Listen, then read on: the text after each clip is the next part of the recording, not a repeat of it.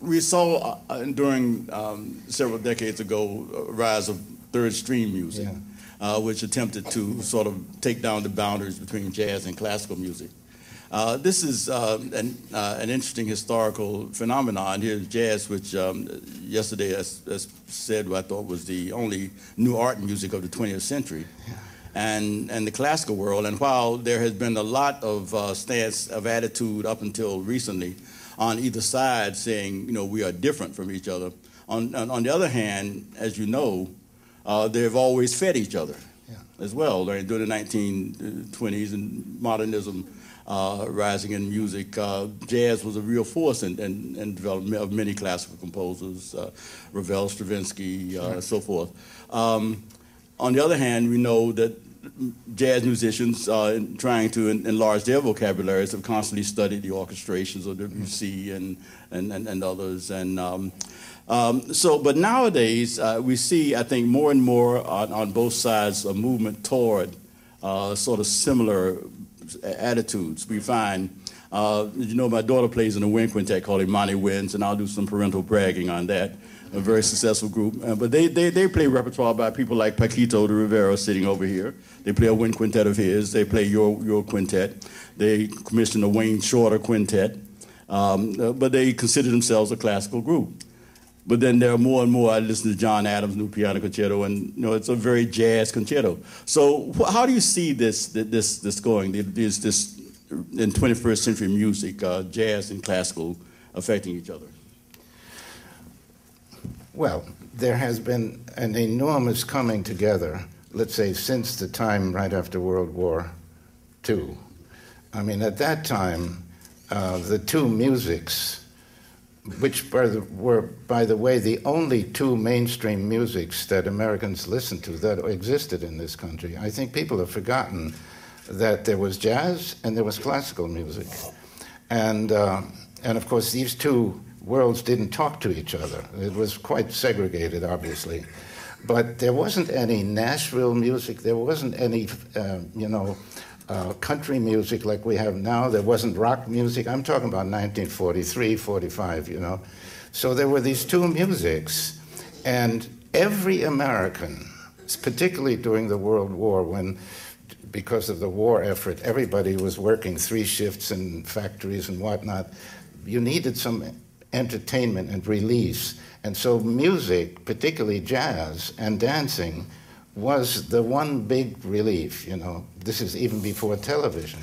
So there were these two existing worlds of music, and every American listened to one or the other of those. And I believe it was sort of 50% classical and 50% jazz. Now, of course, we have so many different kinds of musical styles and concepts, so that it's much more splintered. So anyway, I came into the scene, during that time. I started playing professionally when I was 16 years old in classical music with Toscanini and other major orchestras in New York. And I was already in love with jazz. I discovered jazz when I was 12 years old.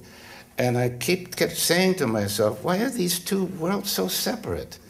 There are some dissimilarities between jazz and classical, but there are also a tremendous number of similarities, including the fact that one of the most basic facts, no one ever seems to recognize, so obvious, we all play the same damn instruments. We play on trumpets, we play on basses. So what's so different? Okay, jazz swings, we're supposed to. It doesn't quite do that as much as it used to with Oscar Peterson, for example. But anyway, so there are some differences. But I said, we must do something about bringing these musics together so they learn from each other, because they each have tremendous qualities and creative capacities, and they should learn from each other. Now, you mentioned the fact that Ravel and Gershwin and other people learned from jazz, but that only lasted till about 1930. And then that whole involvement with jazz, which was very big on the part of Darius Milhaud and other European composers, that died in 1930 very quickly. We don't quite know why.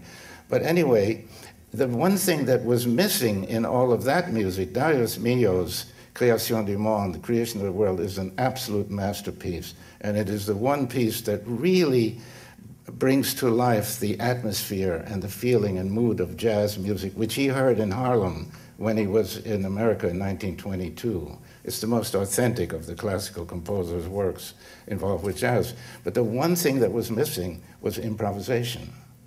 And in fact, Darius Milhaud's music and Ravel's music was played by classical studio musicians in Paris. So they couldn't swing, they couldn't improvise, and that's just the way it was. So when I came along, and various colleagues of mine at that time, we said, we got to bring not only these two musics together, but we got to bring into the classical involvement with jazz improvisation. That's the heart and soul of jazz. And if that isn't there, there's still a big chunk missing. And so that was, I became sort of the apostle of third stream. I happened to have coined that term